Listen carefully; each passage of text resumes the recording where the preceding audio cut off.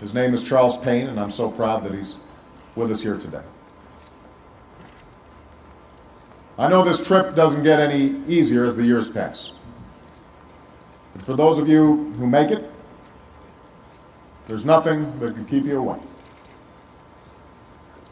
One such veteran, a man named Jim Noreen, was a member of the 502nd Parachute Infantry Division of the 101st Airborne. Last night, after visiting this cemetery for one last time, he passed away in his sleep.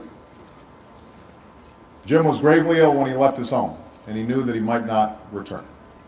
But just as he did 65 years ago, he came anyway. May he now rest in peace with the boys he once bled with, and may his family always find solace in the heroism he showed here. In the end, Jim Noreen came back to Normandy for the same reason we all come back.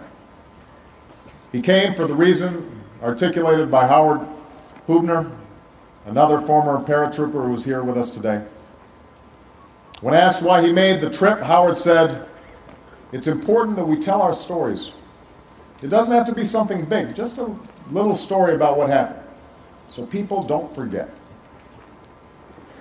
So people don't forget. Friends and veterans, we cannot forget. What we must not forget is that D-Day was a time and a place where the bravery and selflessness of a few was able to change the course of an entire century.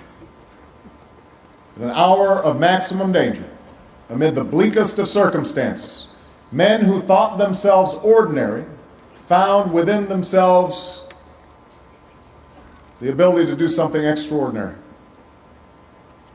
They fought for their moms and sweethearts back home, for the fellow warriors they came to know as brothers. And they fought out of a simple sense of duty, a duty sustained by the same ideals for which their countrymen had once fought and bled for over 2 centuries. That is the story of Normandy, but also the story of America, of the Minutemen who gathered on a green in Lexington, of the Union boys from Maine who repelled a charge at Gettysburg, of the men who gave their last full measure of devotion at Inchon and Quezon, of all the young men and women whose valor and goodness still carry forward this legacy of service and sacrifice. It's a story that has never come easy, but one that always gives us hope. For as we face down the hardships and struggles of our time and arrive at that hour for which we were born, we cannot help but draw strength from those moments in history when the best among us were somehow able to swallow their fears and secure a beachhead on an unforgiving shore. To those men who achieved that victory 65 years ago, we thank you for your service. May God bless you, and may God bless the memory of all those who rest you.